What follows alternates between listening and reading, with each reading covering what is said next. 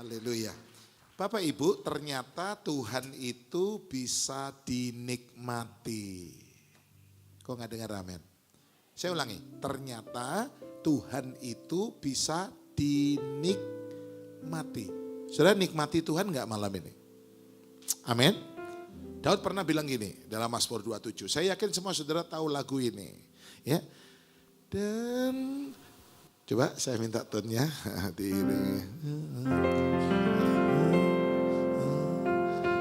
Yes, satu hal telah ku minta kepada Tuhan, itulah yang ku ingini. Amin. Masih ingat lagu itu? Dan menikmati baitnya dan menikmati kuasanya. Sekali lagi, dan menikmati baitnya, dan menikmati firman-Nya. Mazmur 27 ayat 4. Tuhan itu bisa dinikmati. Sudah nikmati Tuhan malam ini? Halo, amin? Orang yang pernah menikmati Tuhan dalam hidupnya, dia tidak akan mudah dibujuk oleh iblis untuk murtad. Kenapa orang bisa murtad? Ya, pindah agama lah, jadi apalah, jadi apa, saya nggak usah sebut. Ya, karena dia tidak pernah menikmati Tuhan. Jadi Daud pernah bilang Mazmur 27 ayat 4 ya, menikmati. Ada ayat lagi, kecaplah dan lihatlah betapa baiknya Tuhan. Kecap dulu baru lihat. Itu Tuhan. Ya. Kalau makan soto, lihat dulu baru kecap. Kalau Tuhan kecap dulu baru lihat, jangan dibalik. Istri saya ajak makan soto, langganan saya di Surabaya. Ya lihat dulu dia udek, dia aduk, tahu-tahu keluar kecoa. Istri saya teriak-teriak. Kecoa. Cewek kalau lihat kecoa kan geli, saudara. Ya bakul sotonya bilang sorry, maaf. Istri saya bilang pulang. Ya, saya nggak mau makan lagi di sini selama-lamanya. Masa di soto ada kecoa? Ternyata kecoanya itu dari suunnya itu, ya mie-nya itu. Kalau sotonya pasti nggak mungkin ada kecoa, panas kan. Ya, tapi terakhir saya ajak dia lagi. Ayo saya coba yuk makan lagi. Ya, udah lupain kecoanya. Yang dia udah mau lagi. Kalau makan soto, lihat dulu baru kecap. Kalau Tuhan sama-sama kecap dulu baru. Orang yang mengecap Tuhan gak akan murtad. Gak akan. Kalau sampai orang itu murtad, saya yakin pasti orang itu tidak pernah mengecap Tuhan. Saya yakin hari ini saudara sudah mengecap Tuhan, sehingga saudara merasa puas dengan Tuhan. Puas dengan Tuhan? Dikatakan di Amsal 22 ayat 6, Salomo memperhatikan pendidikan anak-anak. Dikatakan didiklah orang muda menurut jalan yang patut baginya. Maka di masa tuanya tidak akan pernah menyimpang. Ya, dikatakan kalau engkau mendidik anak-anakmu, ya mulai kecil mengecap Tuhan, tuanya nggak akan murtad. Coba boleh ditampilkan dalam bahasa Inggris, saya tulis ya bahasa Inggrisnya, Mazmur 22 ayat 6. Jadi saya udah kirim sedikit, ya boleh, ayo ucapkan sama-sama. Train up a child, ya terus and we, ya is all he will, ya terus dia tidak akan apa? Keluar. Dia gak akan pergi dari jalan itu. Kalau mulai kecil dia udah ngecap Tuhan. Dalam terjemahan yang lain ditulis begini. Orang muda yang mengecap hal-hal yang berasal dari Tuhan. Dunia tidak akan pernah memuaskan mereka. Jujur, dunia menawarkan kepuasan. Jujur, betul? Amin? Saya tulis. Orang muda yang mengecap hal-hal yang berasal dari Tuhan, ya, maka dunia tidak akan pernah bisa memuaskan mereka. Dunia menawarkan kepuasan kok. Jujur, dunia itu indah. Jelek atau indah dunia ini? Kalau ngomong jelek munafik. Dunia itu indah. Bagus sampai ditawarkan kepada Yesus oleh setan. Kalau nggak bagus kan nggak mungkin ditawarkan. Ya, kalau cari kepuasan dunia, punya uang 1 juta, datang ke tempat masas, pijet. Wah, banyak itu yang kecantol, cewek-cewek itu. Ya, dunia nawarkan tapi kepuasan itu semu. Ya, jangan cari cinta di luar rumah tangga. Cinta di luar rumah tangga itu palsu. Ya, saya berdoa jemaat di tempat ini hanya puas dengan Tuhan. Halo? Puas dengan Tuhan. Dunia tawarkan kepuasan, saudara. Sungguh. Banyak yang konseling dengan saya, jujur mengaku, Pak saya begini. Aduh, saya bilang sudah, jangan kamu ya teruskan kepuasan dunia ini semu. Seperti fata morgana. Seperti kamu minum air laut. Minum makin haus, perutmu meletus. Kamu gak pernah puas. Ya, semoga dengan adanya doa malam di sini, praise and worship, saudara semua dipuaskan oleh hadirat Tuhan. Sehingga engkau bisa menolak semua kepuasan yang ditawarkan oleh dunia ini. Yang mau bilang amin. Tepuk tangan buat Tuhan, amin. Saya tadi dengar kesaksian 2 orang WL yang luar biasa ini. Ya, saya ini bingung ini. Saya doa Tuhan saya mau khotbah apa. Banyak kok lagu-lagunya tentang ku mau selalu bersyukur. Oke, bersyukur. Ya, saya ingat ketika 1 orang kusta kembali kepada Yesus untuk mengucap syukur. Yang sakit 10, yang sembuh berapa? Semua. Hari ini semua diberkati. Nggak ada yang terlewat. Tapi yang kembali untuk bersyukur hanya berapa? 1. Ketika si kusta 1 ini kembali untuk bersyukur, dia menerima kembali, ya, dia datang untuk bersyukur, dia menerima kembali semua anggota-anggota tubuhnya yang hilang. Dia dapat berkat ekstra, tambahan. Yang lain sembuh, tapi tangannya nggak lengkap. Telinganya, daunnya 1 hilang. Orang kusta, lepra, itu kalau kesandung batu nggak sakit, tapi jempolnya jari hilang, kaki. Tapi yang datang untuk bersyukur, dia menerima kembali. Saya tulis dia terima kembali anggota-anggota tubuhnya yang hilang itu akan jadi utuh. Yakobus pasal 1 mengatakan engkau akan menjadi utuh. Halo?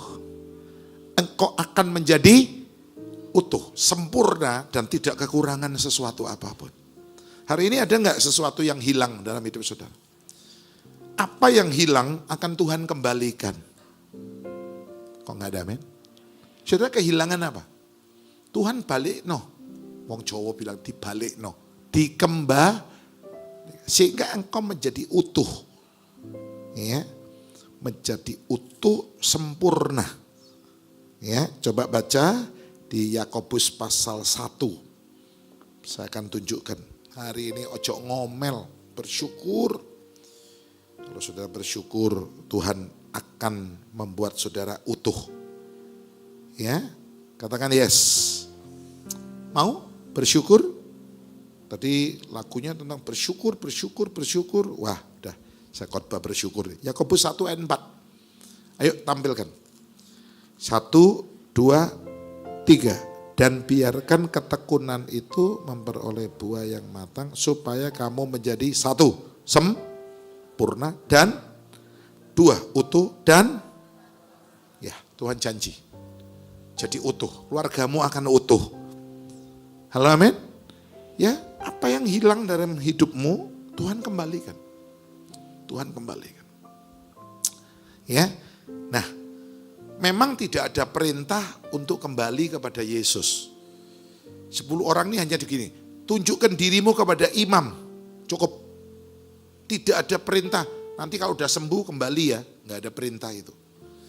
Jadi mestinya yang 9 ini nggak salah, karena tidak diperintah untuk tapi yang satu ini cerdas. Tidak perlu diperintah, dia Saya yakin bapak-bapak nggak perlu diperintah, pasti cium istrinya. Pernah nggak istrinya perintah? Pak, aku ciuman. Kamu nyium aku kok nunggu diperintah sih? Pernah nggak cium istri diperintah? Pak, aku kok nggak dirangkul? Ayo aku pelukan. Nggak perlu kan? Loh, perlu nggak? Loh, cium istri perlu diperintah nggak? Kenapa? Nggak perlu kan? Nah, saudara kan mestinya punya inisiatif gitu loh. 9 nih bilang gini, saya kan nggak diperintah untuk kembali. Masa saya salah? Memang nggak salah bro, tapi lu kurang pinter gitu loh. Jadi lu nggak lengkap jarimu, telingamu. Saudara punya anak, semua punya anak ya, saya punya cucu 2 udah. Perlu nggak dia diperintah? Ayo mami capek dipijetin, perlu nggak? Anak yang pinter lihat maminya udah capek, langsung apa? Dia pijit mamanya. Ayo mah. Saya kalau anak saya masuk kamar langsung pijit saya tahu dia perlu sesuatu. Saya tahu dia butuh sesuatu. Pak, tak pijetin. Langsung saya tanya, kenapa kamu ada masalah? Iya Pak, aku perlu duit, mau ganti HP, ganti iPad. Oke, ayo beli besok. Ya kan? Saudara ini masa harus semua tuh harus perintah dulu baru jalan. Kapan majunya? Kenapa nggak punya inisiatif? Ya, kadang-kadang kita ini nggak diberkati hanya karena kita nggak punya inisiatif sendiri. Ya, semua mesti diomongin gini gitu. Saya yakin seandainya janda itu tahu bahwa semakin banyak dia pinjam bejana dari tetangganya, dia akan punya banyak berkat. Selain bisa melunasi hutang-hutangnya, dia mendapatkan banyak lebihnya. Elisa hanya bilang gini, pinjem janda-janda kepada tetanggamu, janda-janda yang bejana-bejana yang kosong, Dia akan curhat, Nabi, saya ini ditinggal mati suami saya itu nggak ditinggali warisan, ditinggal mati ditinggalin hutang. Bapak-bapak dengar ya, bertobat. Jangan sampai kau mati, istri anakmu nanggung hutang. Jangan Pak, orang benar ninggalkan warisan. Saya itu harus ikut asuransi. Mana? Ejen asuransi, angkat tangan. Anda saya bantu hari ini. Dulu gereja kan paling anti asuransi. Sekarang hampir semua sinode gereja, pendetanya diasuransikan. Supaya kalau pendetanya mati, bapak ini, istri anaknya enggak, orang Jawa bilang enggak keleleran. Jakarta bilang apa? Enggak, ya, nanggung utang. Ya, jangan. Saya udah siap kalau saya mati, istri anak saya. Saya bilang istri saya, jangan khawatir. Saya ikut asuransi besar. Saya bilang sama jemaat, kalau saya mati gak usah kasihan sama Bulani. Udah jadi kaya dia. Kalau saya mati. Jadi gak usah, kasihan Bulani aja. Gak perlu. Gak perlu mengasihani istri saya. Gak usah. Ya, saya suami yang bertanggung. Kenapa ya Nabi ini kok utangnya banyak padahal dia takut akan Tuhan. Nah ini masalahnya memang.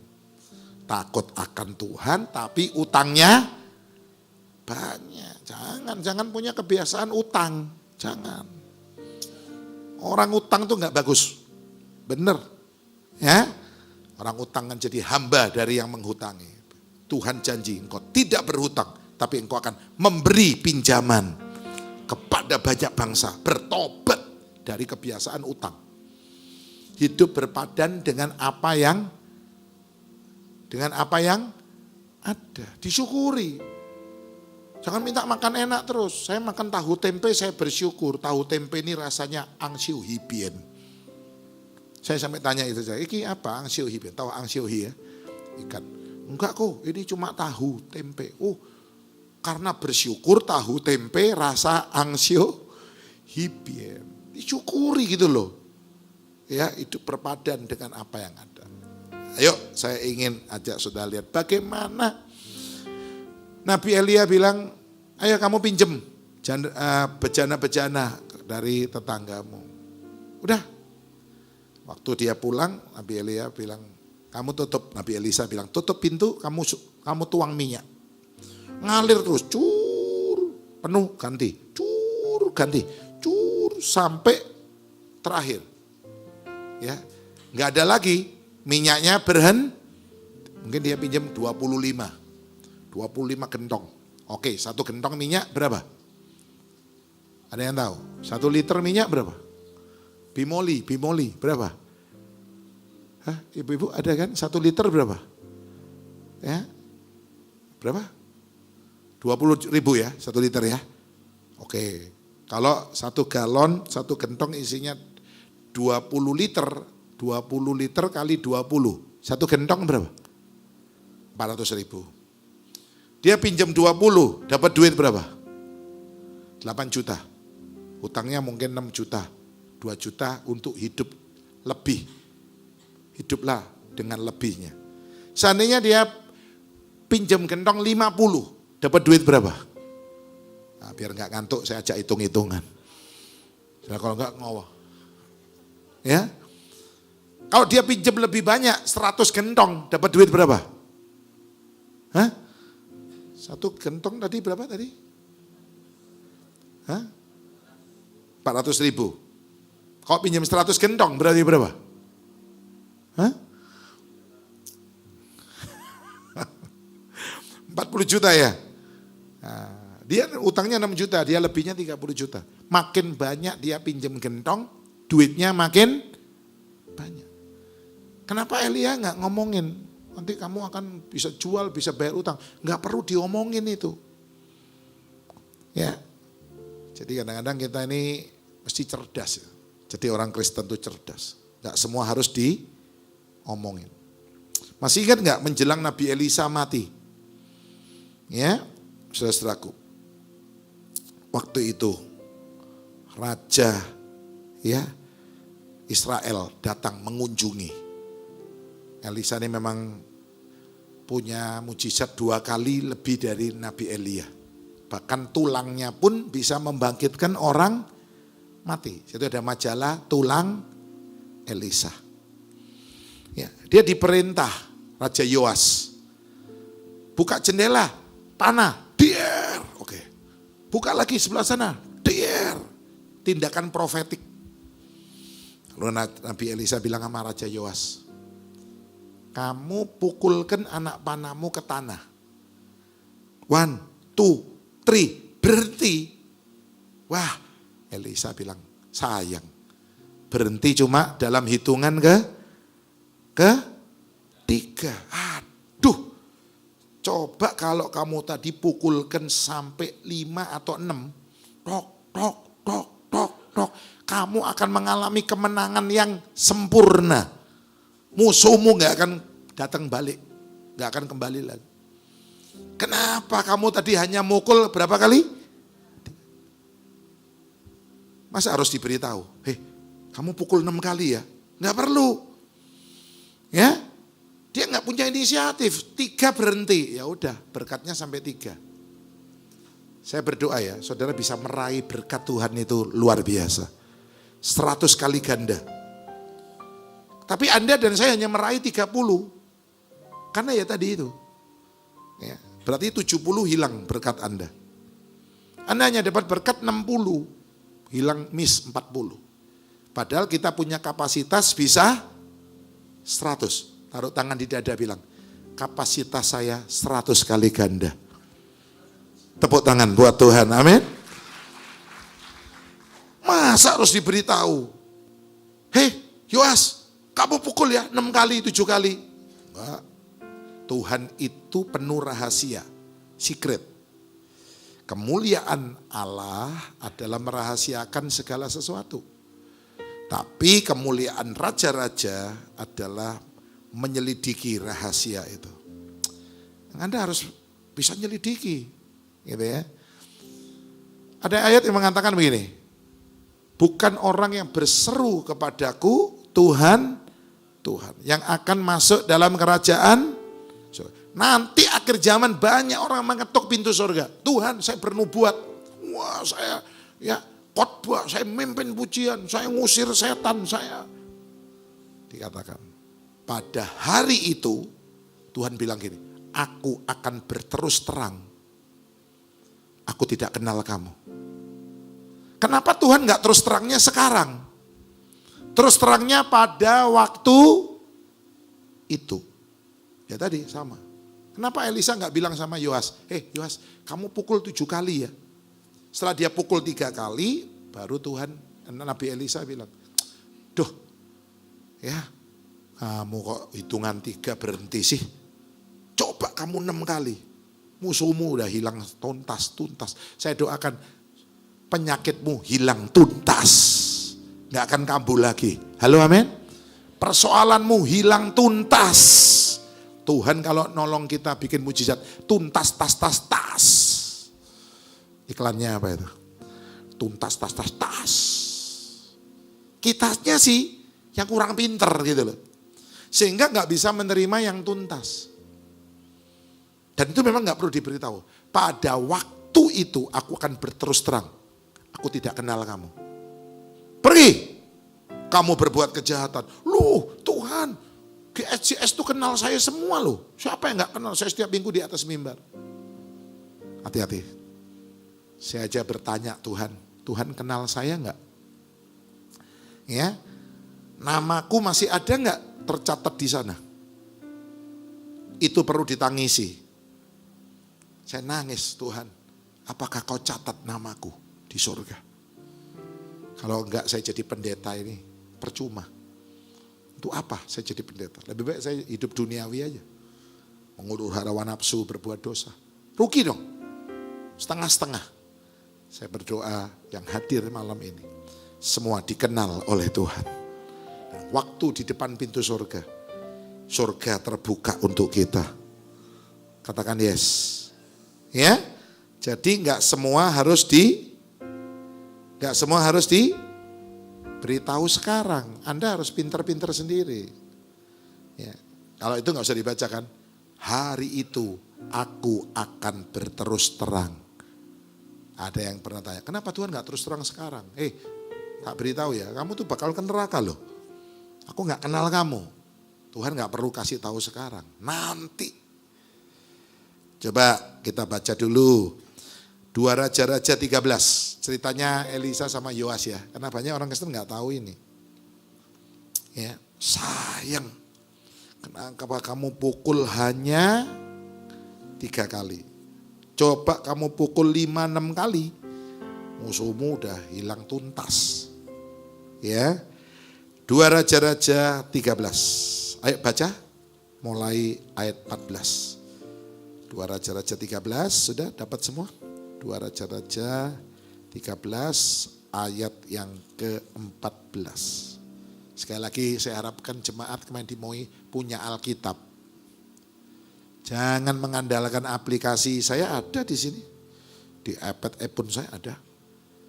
Saya khawatir kalau nanti komputer semua aplikasi yang megang adalah orang-orang yang anti Kristen. Dan aplikasi Alkitab dihapus, hilang, saudara bingung nanti. Padahal ini udah gak ada, udah dijual, udah dikilo, udah dibuat bungkus kacang, jangan. Setuju? Masih punya Alkitab? Tepuk tangan buat Alkitab, amin. Ini firman Allah ini, pegangan kita ini. Orang Kristen dulu kalau ke gereja bawa Alkitab dan bawa kidung puji-pujian. Kidung jemaat. Kidung jemaatnya hilang, tinggal Alkitab, nyanyi pakai ini. OHP, LCD, LED. Sekarang Alkitabnya juga enggak bawa. Bawa HP. Mestinya kurang bagus. Tetap harus punya Alkitab. Yang setuju bilang amin. Temanku sholat Jumat bawa Al-Quran kok. Saya bilang, wong Kristen guys kebuacut nang gereja gak bawa Alkitab wis. Ya, maaf loh, jangan tersinggung ya. Saya ngajarkan yang benar. Halo amin? Yang benar. Saya gak mau ngajarkan ngasih jemaat yang bohong-bohong, enggak. Ayo baca, 2 Raja-Raja 13 ayat 14. Sama-sama, 2, 3. Ketika Elisa menderita sakit yang menyebabkan kematiannya, datanglah Yoas kepada dan menangis oleh karena dia katanya, Bapakku, kereta Israel dan orang-orang yang berkuda. Berkatalah Elisa kepadanya, sama-sama, ambil busur dan anak panah. Lalu diambilnya busur dan anak panah. Berkatalah ia kepada Raja Israel, tariklah. Lalu ia menarik busurnya, tetapi Elia menaruh tangannya di atas tangan raja. Serta berkata, bukalah jendela yang di sebelah timur. Dan ketika dibukanya, berkatalah Elisa, sama-sama, panahlah. Lalu dipanah. Kemudian berkatalah Elisa, biar itulah anak panah kemenangan. Amin. Ini tindakan profetik namanya. Inilah anak panah kemenangan daripada Tuhan. Anak panah kemenangan terhadap Aram. Engkau akan mengalahkan Aram di Afek. Sampai, ayo lebih keras, 18. Sesudah itu berkatalah ia, ambil anak-anak panah itu, lalu diambilnya. Setelah diambilnya berkatalah Elisa kepada Raja Israel, pukulkan itu. Lalu dipukulkannya berapa kali? Hanya 3 kali. Kemudian ia berhenti. Tetapi gusarlah abdi Allah itu kepadanya. Serta berkata, seharusnya engkau memukul 5 atau 6 kali. Dengan berbuat demikian, engkau akan memukul Aram sampai, tapi sekarang hanya 3 kali saja engkau akan. Orang bilang, kenapa sih Elisa gak kasih tahu raja ini? Kamu pukul ya 6 kali, 7 kali. Gak perlu. Pinter gak lu? Tidak ada perintah dari Yesus. Kalau sembuh balik ya. Nggak ada. Saya itu yang 9 ini juga nggak bisa disalahkan. Karena perintahnya hanya berkata, pergilah tunjukkan dirimu kepada imam, titik. Tapi yang 1 ini cerdas. Kalau orang Tionghoa bilang lihai. Ininya main. Nggak usah disuruh. Halo amin? Saudara punya karyawan ya? Gak usah disuruh, dia ngerti. Wah, saudara kan seneng. Wah, ciame ini. Gak usah dikongkon-kongkon, wis ngerti. Bosnya diambilkan minum, ada bosnya lewat berdiri. Iya bos, bukain pintu. Gak usah disuruh. Aku apa lewat, aku bosmu. Bukain pintu. Gak perlu itu. Ya, kalau begitu ini karyawan kurang pinter. Saya punya karyawan, ngerti. Ambilin minum, bukain pintu. Saya beliin mobil 1 besok. Benar. Mau daftar jadi karyawan saya. Sudah gak ada lowongan. Benar. Tapi kira diomongi terus. Wah, gajimu ya pancet ngene wis. Iki gak tinggo iki, gak main iki. Jadi Kristen harus ininya main. Katakan amin. Ngerti? Gak usah disuruh, yang 1 balik. Tuhan Yesus, kamsia ya. Terima kasih ya, sisi ya, aligato gocemas ya, hamsahamnida ya, anyong haseo ya. Wah, Tuhan bilang, kamu dapat ekstra, pulang, selamat kamu. Amin. Hari ini banyak hal yang kita bisa lakukan, walaupun itu gak diperintah, lakukan itu. Saya mau tutup ya. Saudara, orang kalau bersyukur, itu masuk daerah keajaiban Tuhan. Masuk kemana? Daerah. Yesus dikubur Lazarus bersyukur. Lazarus dibangkitkan. Yesus menerima hanya 5 roti, 2. Dia bersyukur, terjadi pelipat. Saudara taruh terima duit ya, ojo ngomel. Duit cuma segini, bayaran cuma sedikit. Jangan. Terima uang berapapun, ibu-ibu dikasih uang berapapun oleh suami Anda, banyak bapak-bapak mengeluh, Pak Sam, Pak Pendeta, Pak Gem, pusing saya nih. Kenapa? Istri saya dikasih duit, ngomel, nggak dikasih duit, ngomel. Enaknya ya apa? Enaknya bagaimana enaknya? Tak kaploki kemarin, oh ojo. Tak tempeleng aja, jangan. Ya, kamu lus-lus, kamu sayang-sayang. Ya, jangan Bu. Kasih uang berapa, bilang, Pak terima kasih, Papa baik, aku dikasih duit berapapun, thank you Pak. Nanti suamimu diberkati, engkau diberkati. Terima duit, oh ini harus perpuluhan dulu. Ya, ini, untuk didoain, Tuhan thank you Tuhan, gak apa-apa Tuhan. Ya, saya ini orangnya nerimo, sudah. Suatu hidup saya diberkati Tuhan. Amin. Yesus bersyukur, maka saya percaya dalam ada kuasa dalam ada mujizat dalam bersyukur. Ini benar ini. Ya. Saudara, saya mau tutup dengan ini. Saya ini tadi dengar Pak Elvis Presley. Ya, Elvis Presley. Hah? Elvis? Oh, Ferdinand. Ya. Saya dulu mudanya kayak Pak Elvis Presley. Rambut saya wah, Elvis Presley.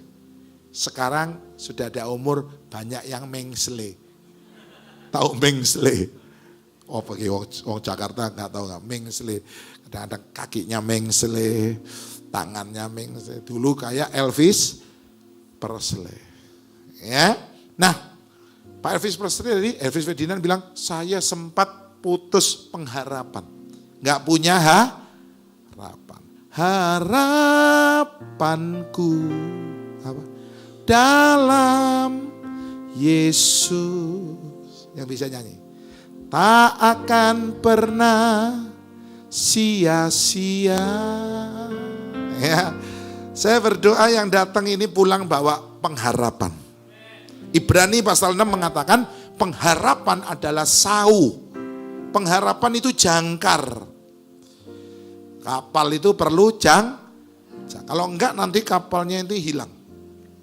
Kalau enggak ada jangkar, kapalnya bisa nabrak dermaga, nabrak kapal-kapal yang lain, pecah kapalnya. Sau yang kuat bagi jiwa kita. Itu orang kalau hilang pengharapan, yang terganggu jiwanya. Saya yakin rumah sakit Grogol udah penuh, betul ya? Rumah sakit jiwa Grogol ya. Kalau di Surabaya Menur. Saya dulu waktu ngambil dokterandes psikologi, saya dokterandes di RS dulu, S1, S2 saya MBA, S3 saya PhD. Ya, umum bukan teologi ya. Baru saya terakhir ambil STH. Karena ada peraturan pendeta, ustadz, semua yang khotbah harus punya gelar di agamanya masing-masing. Ya saya ambil. Anak-anak saya 3 dokter semua. Dokter Andrew, Dokter Michael, Dokter Kiki Timothy. Dan mereka jadi hamba-hamba Tuhan yang luar biasa. Amin. Beri tepuk tangan. Saya memang bilang gini kok, kamu harus pinter dulu. Supaya orang gak mikir jadi pendeta tuh bego-bego. Blow-on, IQ jongkok jadi pendeta. Bukan. Jadi pendeta, orang pinter-pinter, orang hebat, orang sukses. Dipakai Tuhan, luar biasa. Sekarang ya lihat ya, orang-orang yang gitu-gitu kan dipakai Tuhan. Dokter dipakai Tuhan, insinyur dipakai Tuhan. Saudaraku, ya dulu saya di Cirebon. Ini rumah sakit jiwa terbesar di Indonesia. Waktu saya masih kuliah, S1. Ya berapa puluh tahun yang lalu. Banyak cewek-cewek cantik-cantik dimasukkan kerangkeng-kerangkeng satu-satu. Telanjang bulat. Kayak Aura Kasih banyak, Cinta Laura banyak, yang mirip dengan BCL banyak. Mirip loh ya, saya nggak ngomong itu, mirip ya. Wah, kayak Lydia Kando banyak, benar. Saya lewat, mereka teriak, Johnny. Saya kaget, saudara. Saya cari, ada Johnny nggak? Nggak ada. Samuel. Saya jawab gitu kan, dia bilang, Johnny. Samuel. Ini kalau diteruskan dua-dua gila, saudara. Dia kehilangan pengharapan Ya, karena ditinggalkan Joni. Banyak orang-orang kaya hilang pengharapan, kebakaran Pasar Turi, Surabaya. Lihat, loh, duit saya banyak ini, barangnya penuh, nggak ada asuransi. Aduh, udah langsung apa? Tangannya masuk hidung, ciak manisan mangga. Tahu manisan mangga? Kering kan kayak manisan mangga. Ya, menur full. Saya berdoa tidak ada yang jadi gila di tempat ini. Tuhan akan memelihara tubuh jiwa rohmu sempurna. Tubuhnya gak sakit, jiwanya gak gila, rohnya gak murtad. Tubuh jiwa rohmu terpelihara sempurna sampai hari kedatangannya. Nah, caranya gimana dapat pengharapan? Manusia ini diciptakan Tuhan satu-satunya makhluk yang diberi hewan, tumbuhan gak punya harapan. Lahir hanya untuk mati, lahir hanya untuk disembelih, dimakan, selesai. Tapi justru manusia yang sering kehilangan pengharapan. Heran. Pernah lihat ya seekor bebek gantung diri? Pernah? Kalau bebek digantung di restoran Cina banyak. Namanya bebek packing. Yang sering gantung diri siapa?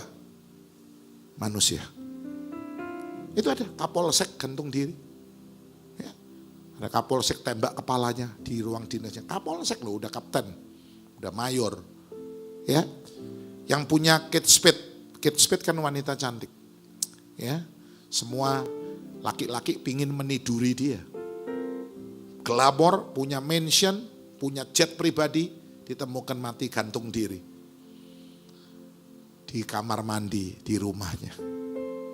Kehilangan Pernah lihat seekor sapi tidur di atas rel kereta api? Gak pernah. Yang suka tidur di rel kereta api siapa? Manu? Saya tutup khotbah ini, saya gak boleh panjang-panjang. Saya tadi udah dipesenin, Pak, jangan panjang. Oke, siap. Ya, supaya dapat pengharapan, satu, dimulai dengan lahir baru. Bilang, dimulai dengan apa? Lahir baru. Dia telah melahirkan kita dengan kebangkitannya. Supaya kita mempunyai hidup yang berpengharapan. Coba baca sedikit sebagai penutup 1 Petrus 1. Saudara mesti lahir baru. Baptis itu awalnya pengharapan. 1 Petrus 1. Ayo ayat 3. Sudah dapat, kita baca sama-sama. Ya. Supaya saudara tahu, saya supaya dapat pengharapan gimana Pak? Saya putus asa. 2, 3. Terpujilah Allah Bapa Tuhan kita Yesus Kristus yang karena rahmat-Nya telah melahirkan kita kembali, lahir baru oleh kebangkitan Yesus Kristus dari antara mati kepada suatu hidup yang penuh pengharapan dimulai dari lahir baru. Kita ini lahir 2 kali, mati cuma 1 kali. Orang di luar Yesus lahir 1 kali, mati 2 kali. Taruh tangan di dada bilang gini, lahir 2 kali, mati 1 kali. Amin. Lahir pertama dari ibu kita. Lahir kedua dari firman dan Roh Kudus. Nikodemus gak ngerti dia. Bagaimana saya dilahirkan kembali? Saya udah tua. Masa saya masuk kandungan ibu saya gak cukup. Terus gak sedang. Sampai Tuhan tanya, kamu ini pengajar Israel. Kok gak tahu tentang ini? Iya, memang perkara rohani hanya dimengerti oleh orang yang orang duniawi gak ngerti. Saya doakan, sudah lahir baru. Sekarang ku adalah ciptaan baru dan ku hidup dalam keselamatannya. Tak ada kutuk mengikatku, puji Tuhan. Kita new creation, ini loh saya lihat. All thing new, lahir baru. Itu mulainya hidup pengharapan. Yang kedua, hidup di pengharapan itu dilanjutkan dengan dengar-dengaran. Kita jadi Kristen yang dengar. mendengar dan melakukan. Itu namanya dengar-dengaran. Orang yang hanya mendengar itu membangun rumah di atas pasir. Tapi orang yang mendengar dan melakukan membangun rumah di atas batu. Datang 3 ujian yang sama. Hujan, banjir, angin. Bilang, hujan, banjir, angin. Hujan untuk menguji atap. Gentengnya benar enggak? Banjir untuk menguji fondasi. Angin untuk menguji tembok. Benar enggak ini semennya? 3 ujiannya sama. 3 ujian datang. Tapi yang dibangun di atas pasir, rumahnya apa? Roboh. Dan ditulis, sangat hebatlah kerusakannya. Berarti udah gak ada harapan untuk diperbaiki. Sangat hebatlah apa? Kerusakannya. Berarti udah gak ada harapan. Seperti saudara punya HP ya, jatuh, hancur. Waduh, kacanya pecah. Aduh, LED-nya pecah. Aduh, semua pecah. Kalau diperbaiki, lebih baik beli baru, buang. Kapan orang itu punya pengharapan? Kalau dia mau mendengar firman dan melakukan. Engkau seperti rumah di atas batu. Kalau enggak, engkau seperti rumah di atas pasir. Akan rusak dan sangat hebatlah tidak ada harapan. Mendengar itu nilainya 10. Melakukan nilainya juga 10. 10 kali 10 berapa? Berapa? 100 kali ganda. Amin. Tepuk tangan. Haleluya. Saudara mendengar 10. Tidak melakukan 0. 10 kali 0 sama dengan 0. 1000 kali 0 sama dengan 0. 1 juta kali 0 sama dengan. Jangan cuma pinter dengar, pinter teori. Lakukan. Dan yang terakhir penutup. Pengharapan itu akan menjadi sempurna dengan tidak bersungut-sungut.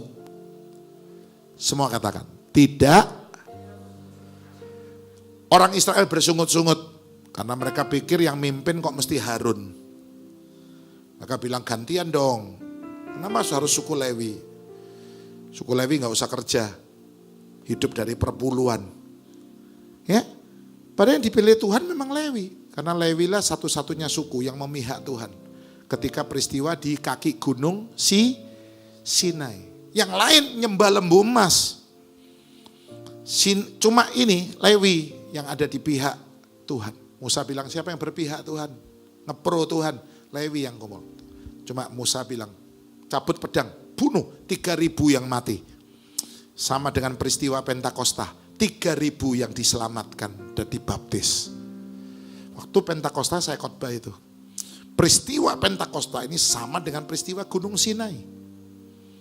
Hari ini 3.000 yang dibaptis. Gunung Sinai 3.000 yang mati. Ditumpas oleh suku Lewi. Oke, saya gak khotbah itu. Ya, saudara-saudaraku, semua ngomel, bersungut. Kenapa? Akhirnya Tuhan suruh Musa, kumpulkan 12 tongkat.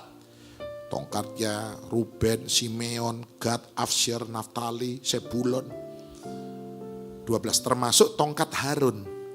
Dari suku Besok apa yang terjadi? Tongkatnya Harun bertunas.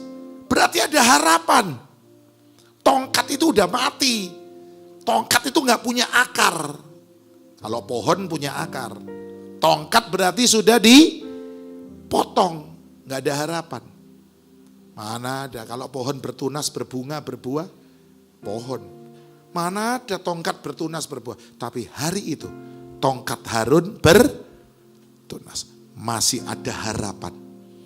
Untuk menghentikan persungutan. Menghentikan apa? Jadi yang ketiga, orang kalau punya harapan, dia tidak bersungut. Kalau kita masih ngomel, itu tandanya hidupmu gak punya pengharapan. Ayo, berhenti bersungut-sungut. Katakan amin. Nanti terakhir saya bacakan ayatnya. Pak pendeta ngajarnya gitu, mana ada sih ayatnya. Semua ada ayatnya. Main saya khotbah di MOI, semua ada. Kalau saya khotbah nggak ada ayat, jangan diterima. Ya. Dan karena mereka bersungut-sungut, orang Israel harusnya ke Mesir, dari Mesir ke Kanaan cuma 40 hari. Akhirnya karena bersungut-sungut jadi 40 tahun. Saudara ngomel 1 hari, hukumannya 1 tahun. 40 hari jadi 40 tahun. Saudara 1 minggu ngomel, hukumanmu 7 tahun. Nah ya, maka bangkaimu akan bertebaran di padang gurun. Bangkai-bangkaimu. Waduh, bangkai ini untuk siapa? Bangkai ini istilah untuk siapa? Saya kalau tutup peti ya, ada jenazah saya bilang, saudara-saudara, kalau hari ini kita lihat bangkai di peti ini, pasti keluarganya lempar saya dengan batu. Saudara. Papaku kok mbok sebut bangkai? Kalau untuk manusia sebutannya apa? Loh, sudah nggak tahu? Sebutannya apa? Mayat lah atau jenazah. Kalau kita lihat jenazah almarhum. Kalau laki, kalau perempuan almarhumah. Kalau bencong, banci, aluminium. Kalau waria. Kalau bangkai untuk siapa? Untuk siapa? Waktu kita bersungut-sungut, derajat kita turun.